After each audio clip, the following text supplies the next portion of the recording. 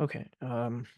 So the topic I'm going to talk about is this research I did.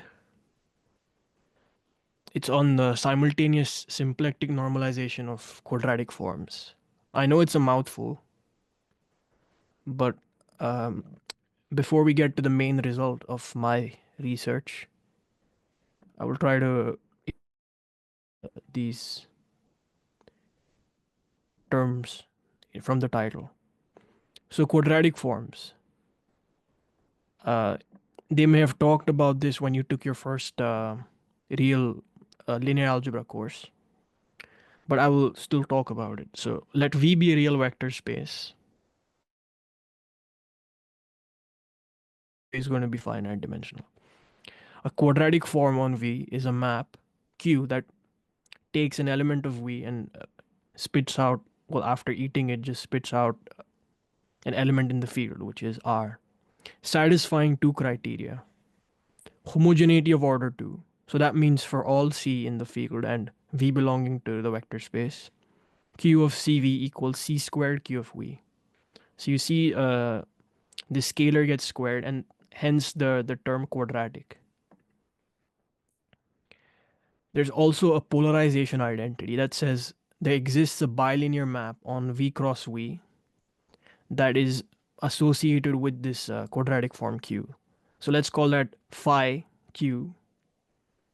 And the way it acts is U comma V equals 1 half Q of U plus V minus Q of V, U minus Q of V. And we call the quadratic form Q positive semi-definite if Q of V is greater than or equal to 0 for all V belonging to capital V.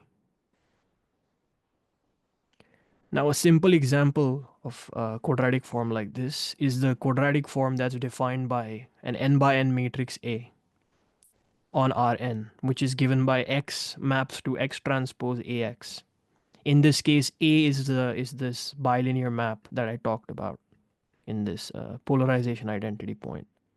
And that bilinear map is giving us this quadratic form. A simple example.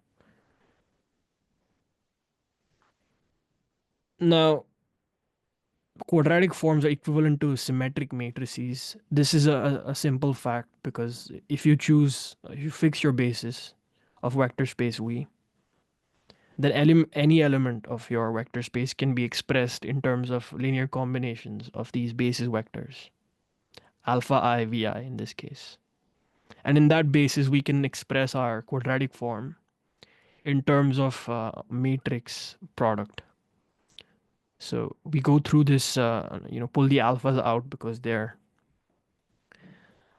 just these scalars, and we get column vector V transpose matrix phi of Q in this basis vi vj multiplied with a column vector V, where V is just the column vector of the components of an arbitrary element in this basis. So therefore, I mean, you could either work with the abstract notion of this quadratic form Q, or you can choose a basis and work with the matrix in that basis of the bilinear map.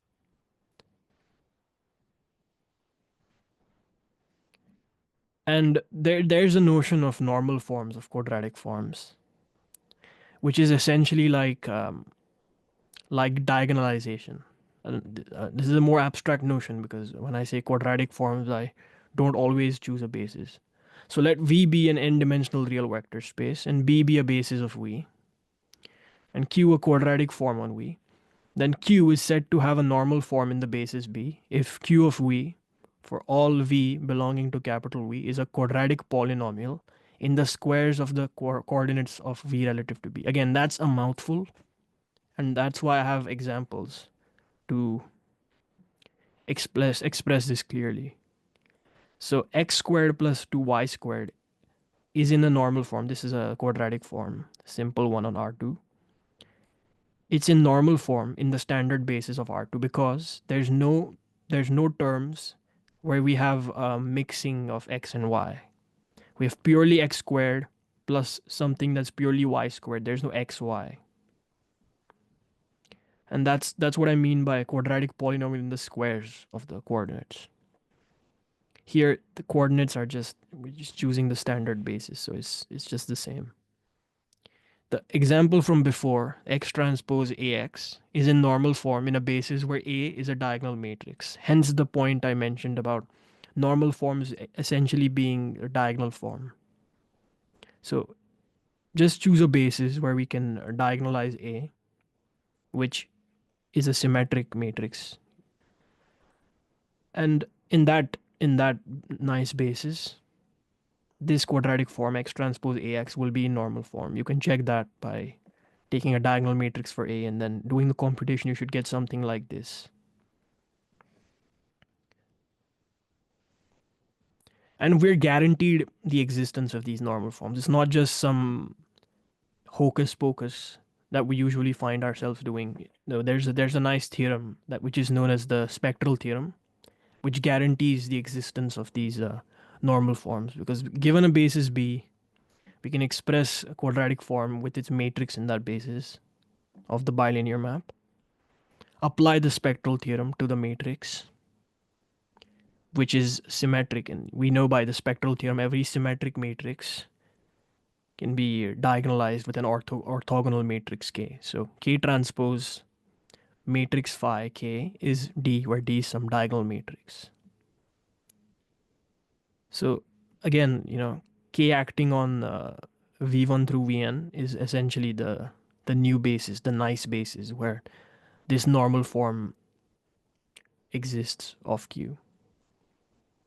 So this is a very nice result. We know this, it's a guaranteed result, and we've used it so many times in mechanics with moment of inertia, yada yada. List goes on.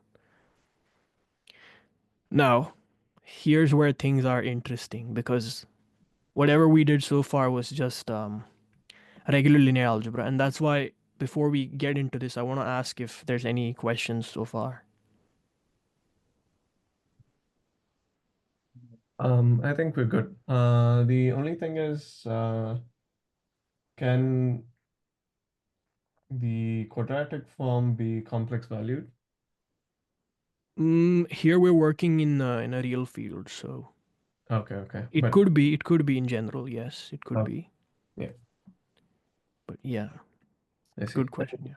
Yeah, and so over there, the scalar would just be the mod square of Yeah. To okay, ensure that it. right. Yeah. Okay. Okay. So that's the symplectic twist. This people will not probably know about. It's because this is not standard. This is where the standard linear algebra ends. Symplectic linear algebra is when you have a real. Again, we're working with real vector spaces, finite dimensions. You have a bilinear map, omega v cross v to r. It's called a symplectic form on v if it satisfies two criteria. It has to be anti-symmetric in its arguments. So omega u comma v is minus omega v comma u. It's like the cross product or the wedge product. It's anti-symmetric in its entries, its arguments. And this is very important. Omega of u comma v is zero for all u belonging to capital V, implies that v is zero. That means that if we just consider like if we just don't consider the v, if we just say omega of u comma dot that matrix, that transformation has a non-trivial kernel. And this is important because if you watch, I think this was like 2 years or 3 years ago, my talk I gave on constraint dynamics, we had a notion of a pre-symplectic form. A pre-symplectic form is when condition 2 it no longer holds, and you have to mod out essentially the kernel of omega, to avoid your space being, well, singular. And like essentially you need condition 2 if you want to do any semblance of Hamiltonian mechanics, because This will really give us the time evolution of the. It's related to the Poisson brackets. I will talk about this. Okay. V is equipped with the symplectic. We equipped with the symplectic form is called a symplectic vector space. No prizes for guessing, and is it has to be even dimensional. This is a well-known result. You can I have some nice references if you want, and you can think of this as when we do Hamiltonian mechanics, our positions and momenta are always paired up to satisfy these nice properties. Yes, Now, also see it from the anti-symmetric condition. yes, Yeah. yes. Definition. These are two important notions we will use throughout this. A subspace W of the symplectic vector space V is called a symplectic subspace if omega restricted to capital W is also a symplectic form. And again, as I was saying, this may not always be true. Imagine we choose a subspace where we like set all the say we had a symplectic vector space formed from like four q's and four p's. Imagine if we just choose a surface where we set four of the q's to zero, then on that hypersurface on that subspace, our omega restricted on W is just going to act on all the other coordinates, and that will be zero, and that's not a symplectic form. So that's why this condition is not always true. You have to really impose this if you want to talk about a symplectic subspace. That omega restricted to W has to be a symplectic form in its own right, again satisfying these two criteria independently, only given the vectors in W. The subspace W, which I'm going to write as a perp with a S underneath, is called a symplectic complement of W, is defined by vectors V belonging to capital V such that omega of U comma V equal to 0 for all U in omega. That means I already have W, which is a symplectic, in this case, a symplectic subspace. I'm going to find all the vectors in V such that it sets omega with each element of U to 0. So basically, this is a notion of orthogonality, except in the symplectic case, because orthogonality in the regular Euclidean sense was with the like regular Euclidean product with those nice like HTML looking, brackets, angular brackets. Here, the we don't necessarily have that kind of inner product. We have whatever inner product, if you call it, that's satisfied by that's given by this omega, and we're defining our orthogonality in a similar way with respect to this omega.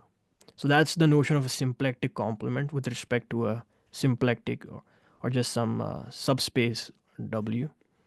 And if W is a symplectic subspace, this omega symplectic complement is also a symplectic subspace.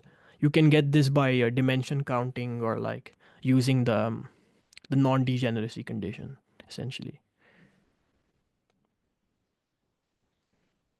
Now, again, no surprise, there's a notion of symplectic bases, just like we have an orthonormal basis. And again, this I think it's an important idea to always compare and contrast with the Euclidean, the regular inner product that we have, because it's pretty much the same idea. It's just one or two times we have unexpected or sort of counterintuitive properties. But in this case, we have a notion of a symplectic basis given a symplectic vector space. But in this case, the way we're defining it is it's a basis, and since it's even dimensional, this symplectic vector space, we always have pairs. So P1, Q1, suggestively denoted, Pn, Qn, is a symplectic basis which satisfies for all I comma j from 1 to n that the omega of two p's and two q's is 0, and omega of pi and qj is delta ij. So this means that this last line is like the inner product of like E1 with E1 is 1, and the rest of these are like inner product of E1 with E2 is 0. So that's our notion of orthonormality in the symplectic case.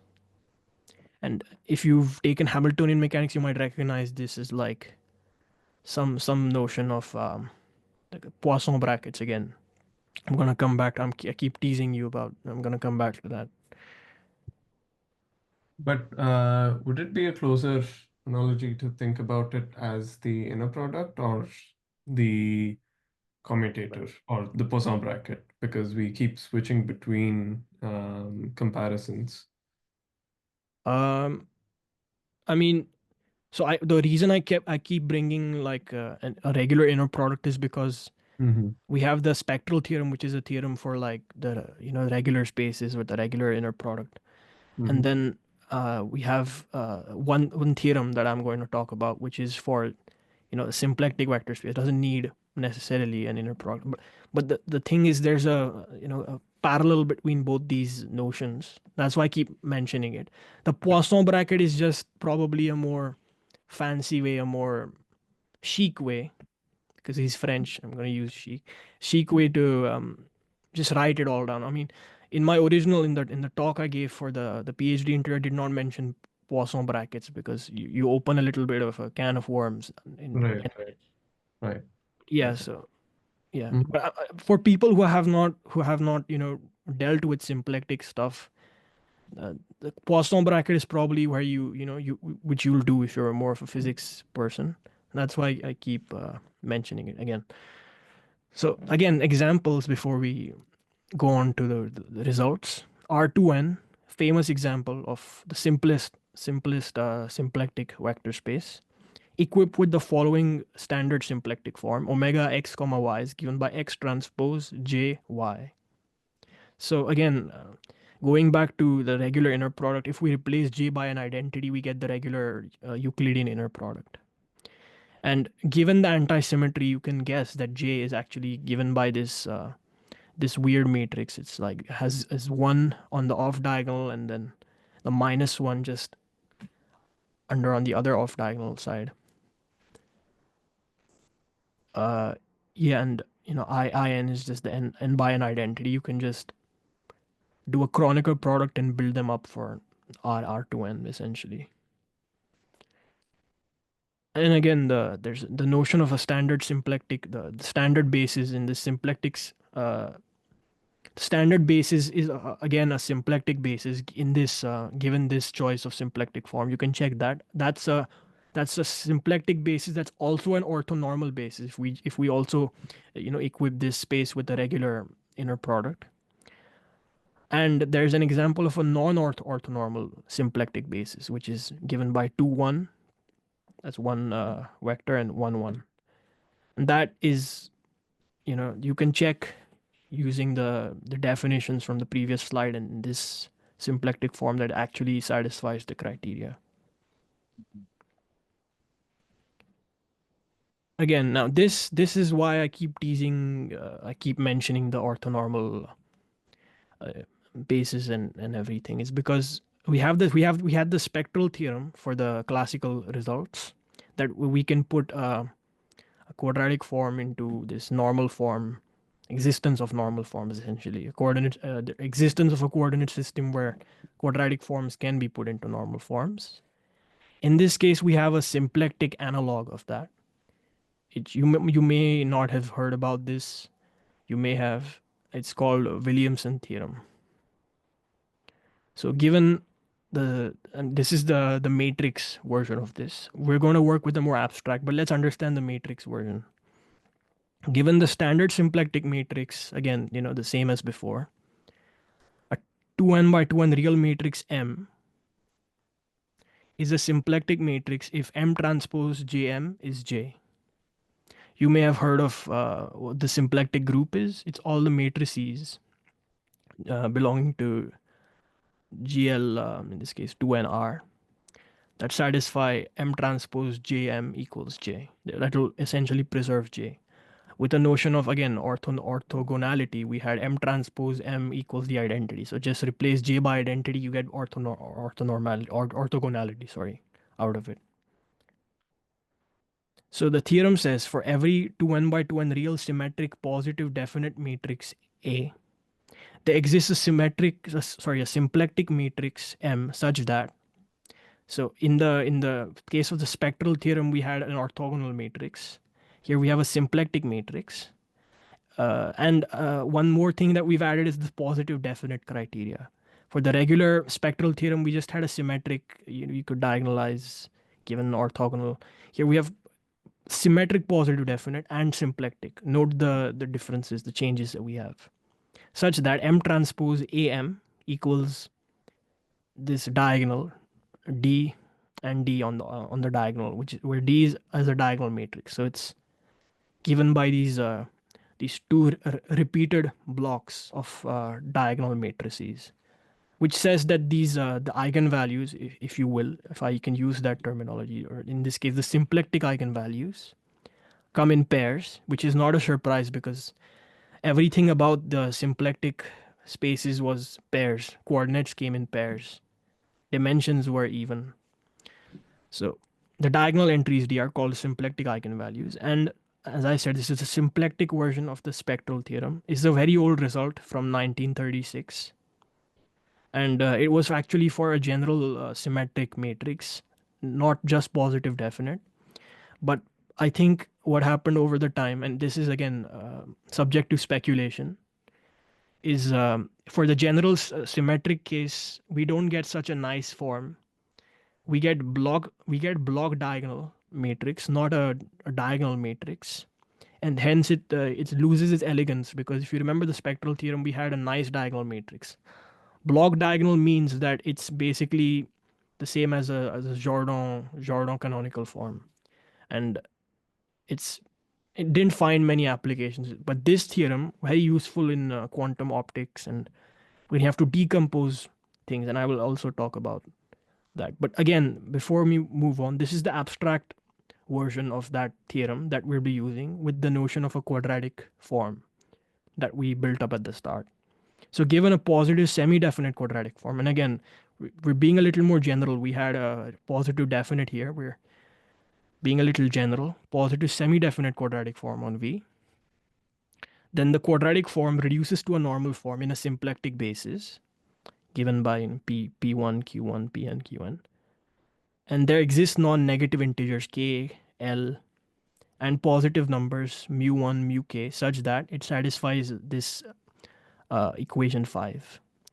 So you see it's got that nice paired up diagonal form from the positive semi-definite Williamson theorem here in the mu's, because you have the x1 squared with a mu, y1 squared with again a mu. So that's the DD block. But you also have these sort of unpaired entries there's k of these unpaired entries. So we have one L number of ones and then corresponding zeros in the y, because there's no plus yi squared for this other Is that block, and that's is that a relic of the semi-definiteness? yes, exactly, yeah, because we Is set this L to 0. This is what I'm going to say. We set this L to 0. Essentially that is a special case. So if kernel of Q is a symplectic subspace, then this L is 0, and we get a nice pair. So we have a non-zero symplectic eigenvalues mu k, and the other ones, they're 0, but they're still paired. Because if L were non-zero, then they would lose that nice pairing property that they had. And this is an important realization, and that's why I'm saying this is the most general we can go with Williamson's theorem. You could just be an experimentalist and just use positive definiteness, or you can go a little further and then work in the paradigm that L is 0, because it gives us this nice paired sort of entries. also yeah, this is not readily apparent to me, but why is there a positive semi-definiteness condition or a positive definiteness condition? Because it's got to do with like the diagonalizability of like something that's known as like the Hamilton map, which I will also talk about. I see. Okay. Because in the regular spectral theorem, you have, you just have diagonal. It's already diagonalizable, Right. being Right. symmetric itself. Yeah. Here, we're not really working on the bilinear form, the matrix of the bilinear form, Mm. but we're working with something that's known as the Hamilton map, which is J times the bilinear form matrix. So Right. that may not, like, even though that bilinear form matrix is symmetric, the J times that A will not always be symmetric and hence not always diagonalizable, and therefore these entries, these non-paired up things, they actually come from the generalized eigenspace. I see. And because I in my undergrad thesis, I went through the literature, and the proof was very painful because, again, written so like in the 40s or 50s or something. And Yeah. again, before we move on, why is this interesting? Why are we here on a Tuesday talking about this stuff? Is because Hamiltonian mechanics. I mean, if your system's Hamiltonian is a positive semi-definite quadratic form over a symplectic space, then you can decompose it. Symplectic normal form can decompose the system into independent normal modes. Um, the other example is quantum information theory. In quantum optics, this is well known. Gaussian states are completely described by their mean vectors and covariance matrices. So it's all statistical stuff. Covariance matrices are very famously known to be positive semi-definite. So symplectic normalization of the covariance matrix factors the state into the tensor product of thermal states. This is I have some excellent references on this in my original paper, and also just separate like documents that I was considering. And a more mathematical sort of application to this is in symplectic topology. So you may have heard of Gromov's non-squeezing theorem or the symplectic camel theorem. Well, my advisor, under whom I worked on this stuff in Austria, he showed that the uncertainty principle in quantum mechanics actually is mathematically a result of this Gromov's non-squeezing theorem. So that's very nice. It gives us this sense of he used I think he used phase space ellipsoids and phase space cylinders, and because you can represent them as a quadratic form essentially, and then you work with them. Yeah. So it's essentially a classical effect in a certain sense because the Gromov's non-squeezing theorem also applies to classical systems, right?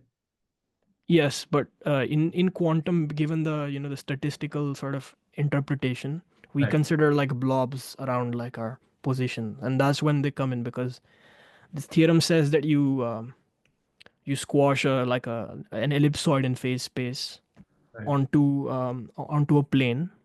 Right. If that plane is symplectic, it's a symplectic subspace again, then we get this lower bound like we have in the uncertainty principle. Correct. Without it, we don't really have anything. And this is again counterintuitive, because classically you want to squeeze like an ellipsoid through like a circle that's in the plane. You can just like squeeze it completely, put it, Yeah. and you just be done with it in classical sort of geometry. But symplectic geometry, that's really not the case, and this is Right. very um sort of counterintuitive. Again, When and yeah. in squeezing, do you mean like homeomorphic transformations from one Yes, subspace to? yes, a mapping. Yes, a mapping. Exactly. Yes. Okay, so if there exists a map in between two subspaces, two symplectic subspaces, then there exists a lower bound. That's the theorem, like the uncertainty principle. If you have an ellipsoid in space, that's an object, right? So it's just, you can think of it Right. as a set Yeah. that maps to that you want to like map into a cylinder, Okay.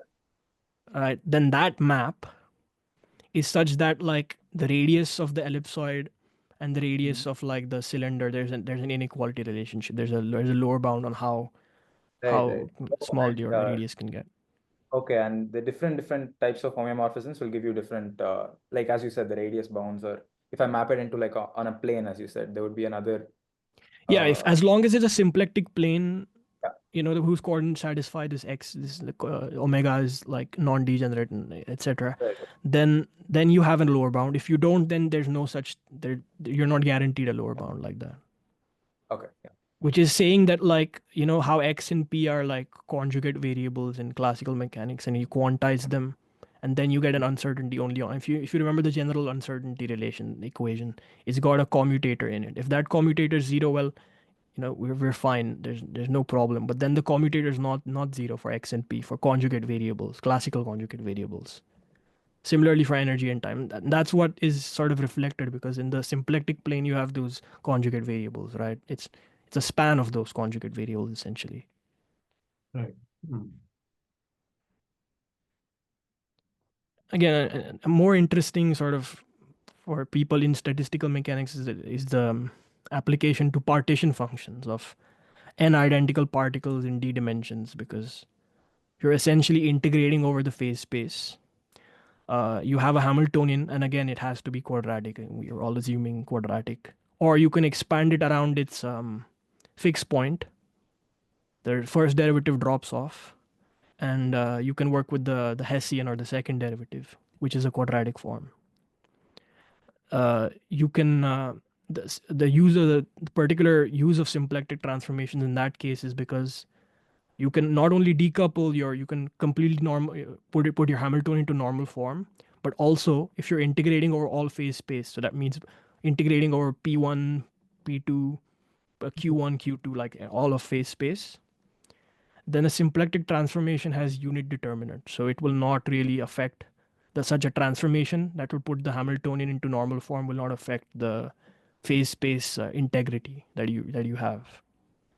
And again, it's from the equation of the definition of symplectic matrix, you can say, taking determinant on both sides, that determinant of m squared is 1. So determinant of m is plus or minus 1. But to show that it's actually plus 1 is non-trivial. You have to use the Pfaffian if you're used to that. Or there's some I think some Chinese researcher done some non-trivial analysis to show that some continuous family of matrices, and then take the determinant and use the continuity, and yeah, things like that. Okay, stretching the symplectic analogy, and this is why the analogy I was talking about was also important, because traditionally we know the spectral theorem. We have, so whatever we have now, we have regular vector spaces and symplectic vector spaces. That's fine.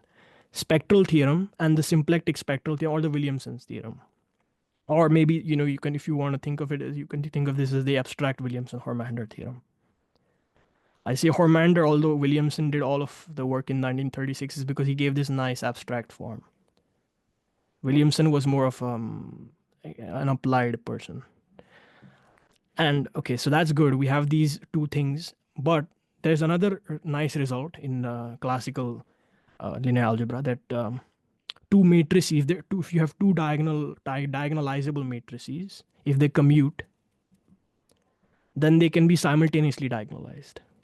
We understand this very well, especially in quantum mechanics, as this compatibility theorem. We form our maximally, compatible like set of observables and things like that. Essentially, if you do this SU2 kind of like Lie algebra representation building, you will know that we label our states with our irreducible representations with the Casimir, and then in each representation we just label each state in the representation by the Cartan subalgebra. So it's all this, the Cartan subalgebra and all those things are essentially tied together, because you have the Casimir, the Cartan subalgebra, and like they form a maximally commuting set of observables essentially. So it's a very nice notion. We've used it for a long time. But the question I asked, and I was surprised that the people hadn't done work on this before. I was dreaming one time in Vienna, because my advisor, was very busy or whatever. And I asked myself, can we do this with Williamson theorem? What are the conditions? Surely there should be some non-triviality. Because again, in terms of quadratic forms, the question we had classically, or what we know classically, is two quadratic forms can be simultaneously normalized under common orthogonal basis if and only if their corresponding matrices, again, when I say matrices, it's the matrices of the bilinear maps, commute mutually. That's the classical result. What's the symplectic analog of this? Drum roll, it's unexpected. It's not what you can expect. And hence this my research paper being non-trivial.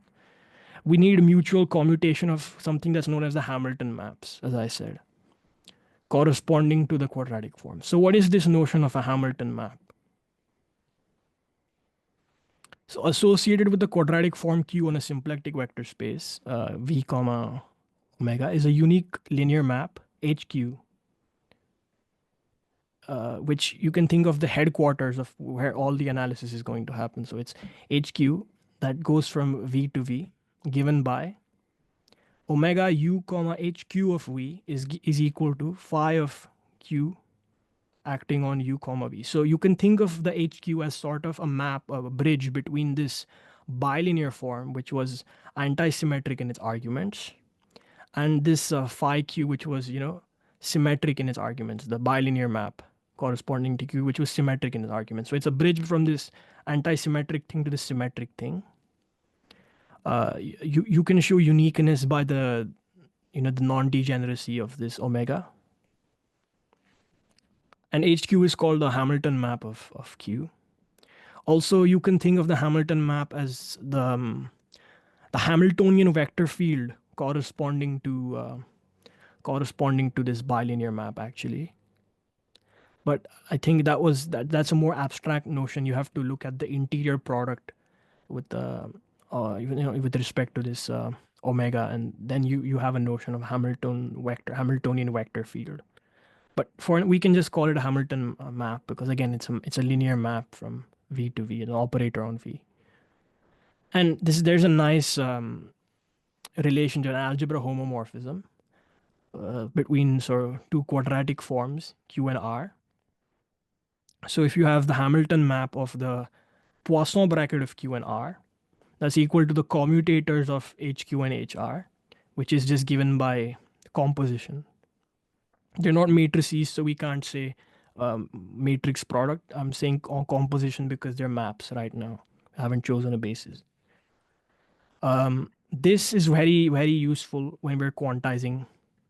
Very, very useful condition because the Poisson bracket is a classical quantity, a classical calculation between classical observables on some phase space, and H can be thought as H of that classical variable. Hamilton map of that classical variable can be thought as the operator, quantized operator in a sense. I mean, there's other terms have to be because there's a theorem that says we cannot have an exact correspondence between classical observables and their quantized operators, and that's why we have to keep correcting and adding terms to this HQ. But this is essentially the first sort of naive quantization of observable Q. So that's why this homomorphism is really nice. What is the Poisson bracket? Finally, this intimidating French thing. Let V be a 2n-dimensional symplectic space with symplectic bases. Phi be the coordinate map relative to B, which takes each element of this vector space and associates to that its component relative to this basis. This is what we do whenever we say a column vector. You write a column vector in linear algebra. We're just using this coordinate map. And F and G are two smooth functions on the symplectic vector space. And we can take their pullback with respect to this phi inverse to give us two maps from R2N to R, and they're smooth functions. You can do all your real analysis and say that they're smooth functions, and that defines that whether they're smooth functions on V to R. There's a notion of Poisson bracket in that case. It's another smooth function given by equation 8. Where I in hindsight, I think I could have probably used better notation here. But here, what I mean by partial F with respect to Pi is the partial of the pullback with respect to the phi inverse of phi of v, because phi of v is actually the coordinate. So in the end, when you do all this calculation, you actually have something that depends on x and y. Sorry, x and y, if you want to call your coordinates that, and then you're differentiating with respect to that coordinate. And similarly with this other term.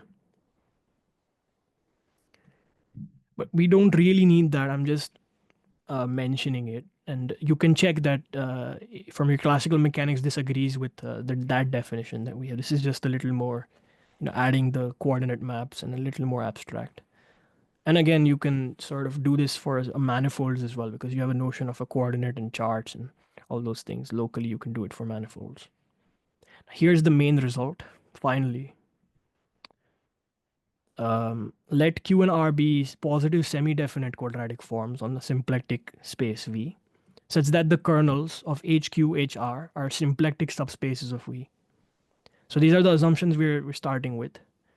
That, okay, we expected this, right? I mean, we were always talking about semi-definite quadratic forms. We have two of them. We need a simultaneous diagonalizability notion. And we're also saying that the kernels of these guys are symplectic subspaces of V. So this ensures that we don't get those ugly symmetry, like the pairing breaking terms that we had before, that we have either this entire non-zero paired block, and then there's zero paired block. That's what I mean by this is the same as having the kernels of Q and R to be symplectic subspaces.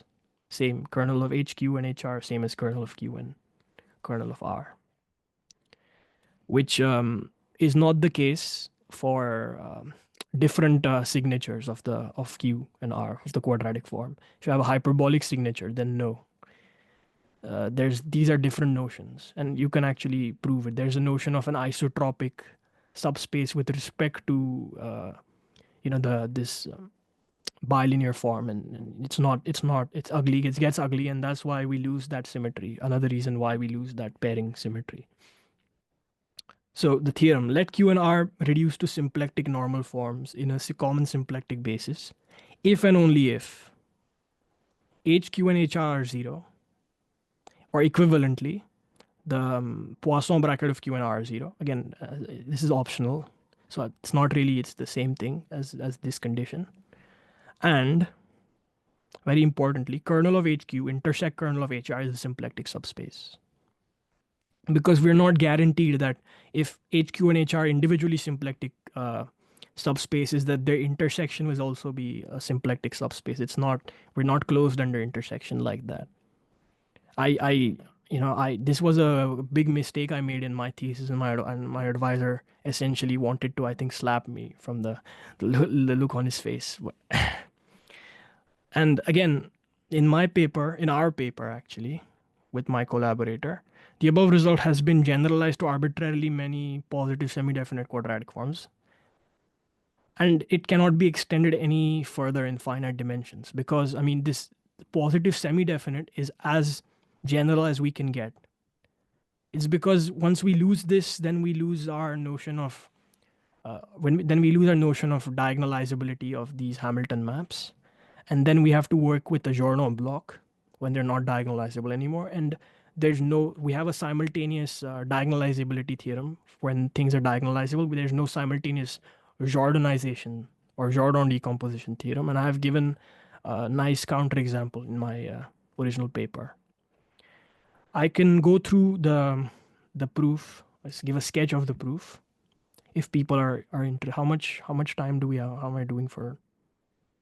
Maybe like 5 minutes.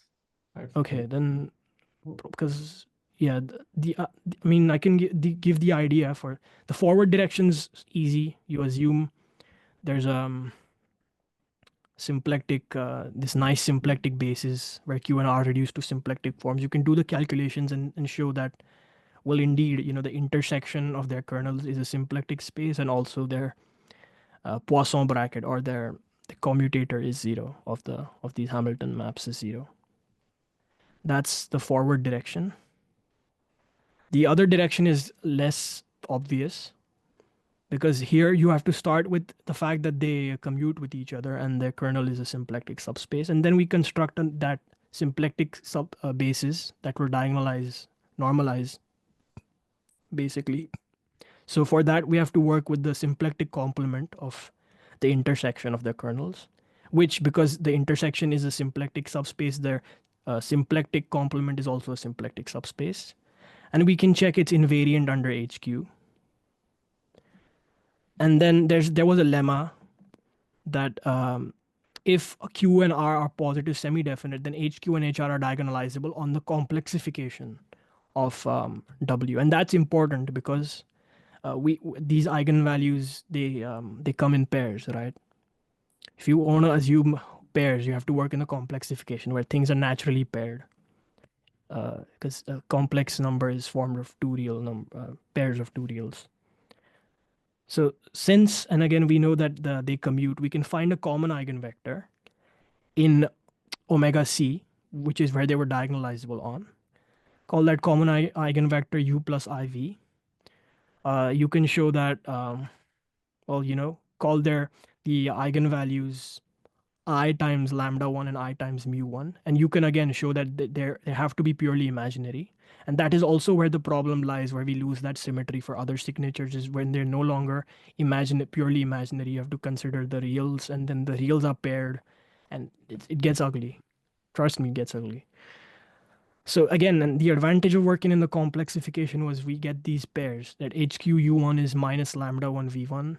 Similarly for the other terms.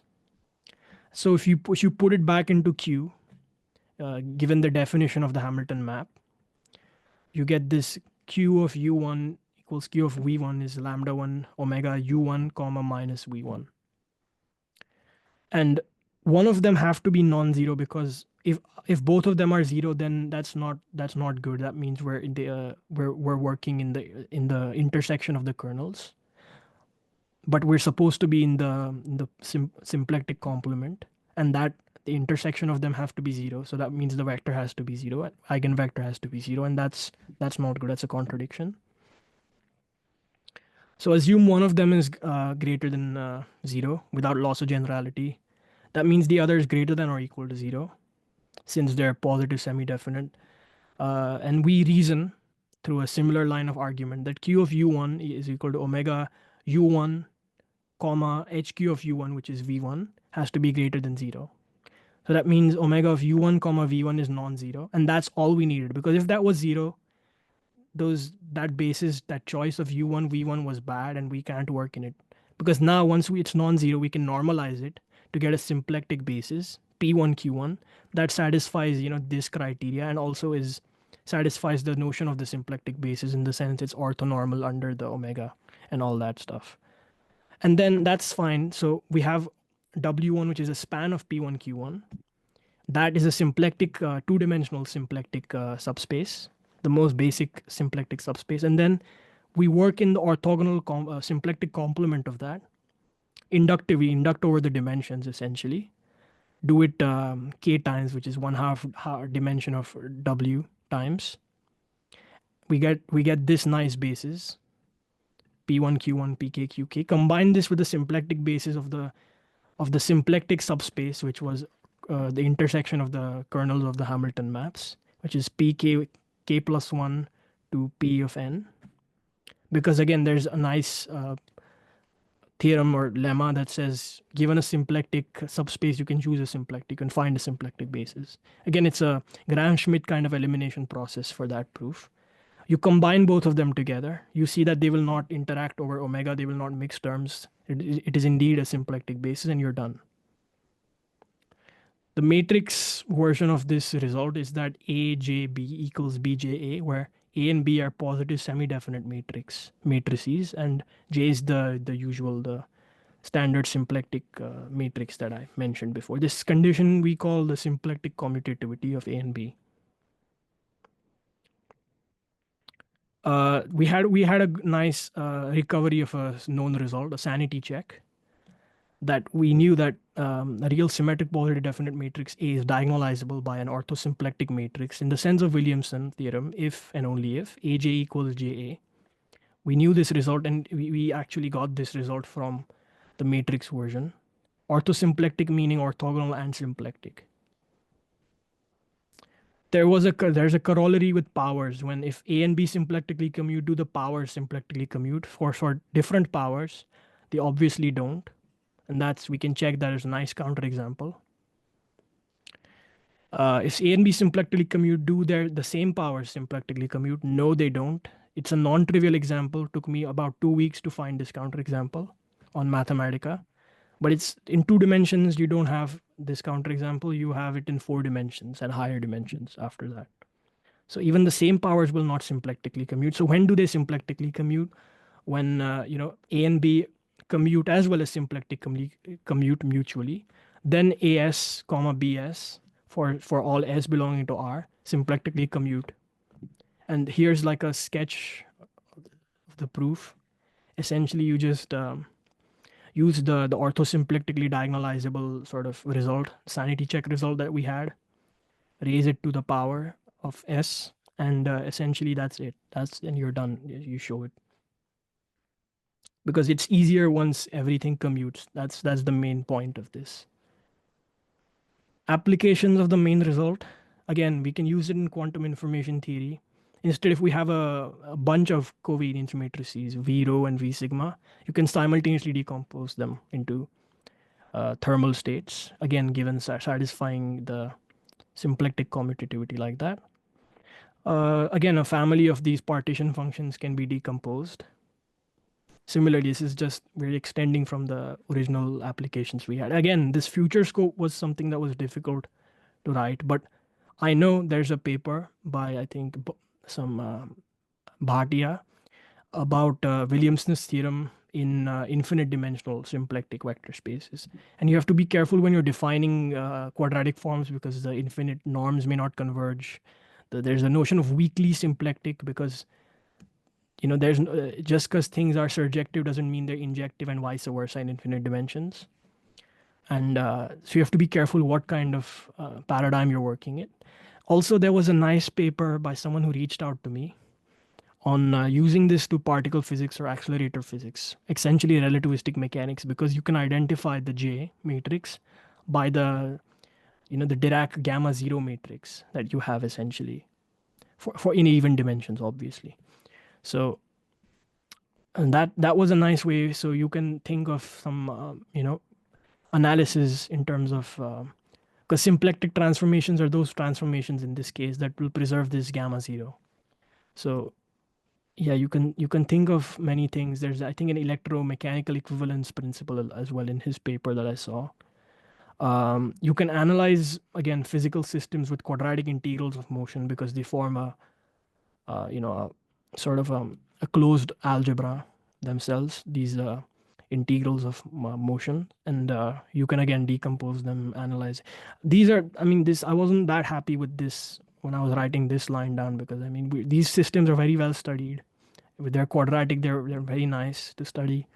But again, as I said, you can expand any function about its fixed point using it the second derivative or Hessian, and you can do this analysis as well. So this is just food for thought. So if anyone wants their own theorem, just work with infinite dimensional symplectic vector spaces. That's the takeaway for you guys from this is the paper. You can go to the click on this link, which on the slides that I will share shortly, or just use the QR code.